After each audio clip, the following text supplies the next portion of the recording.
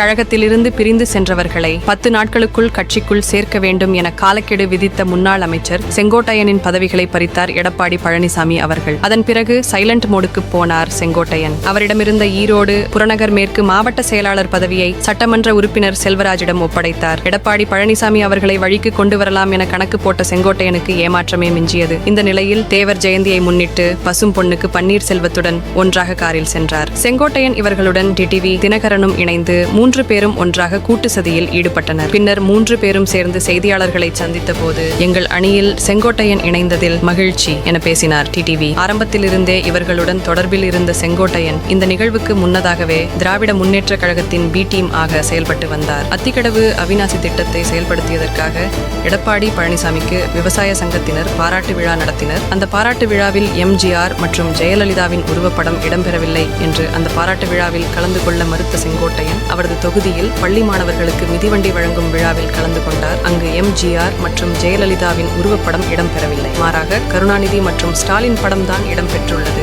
ஆகவே இவர் திராவிட முன்னேற்ற கழகத்தின் பி டீமாக செயல்படுகிறார் என்பது அம்பலமாகிறது. செங்கோட்டையன் மீதான நடவடிக்கை தொடர்பாக ஆலோசனை நடத்தி செங்கோட்டையனை கட்சியிலிருந்து நீக்கினார் எடப்பாடி பழனிசாமி அவர்கள். கட்சியிலிருந்து நீக்கப்பட்ட பிறகும் பொது இடங்களிலும் சமூக வலைதளங்களிலும் அவர் பயணிக்கும் வாகனங்களிலும் கழக கொடி மற்றும் சின்னங்களை பயன்படுத்தி வந்தார். அதனை கண்டித்து செங்கோட்டையன் மீது புகார் அளிக்கப்பட்டுள்ளது. கட்சியின் சின்னம் மற்றும் கொடியை ஒருவர் பயன்படுத்த வேண்டும் என்றால் குறைந்தது அடிப்படை உறுப்பினராக இருக்க வேண்டும். செங்கோட்டையனை அடிப்படை உறுப்பினர் பதவியிலிருந்து நீக்கிய பிறகும் கட்சியின் சின்னம் மற்றும் கொடியை பயன்படுத்தியதற்காக செங்கோட்டையன் மீது புகார் கொடுக்கப்பட்டுள்ளது.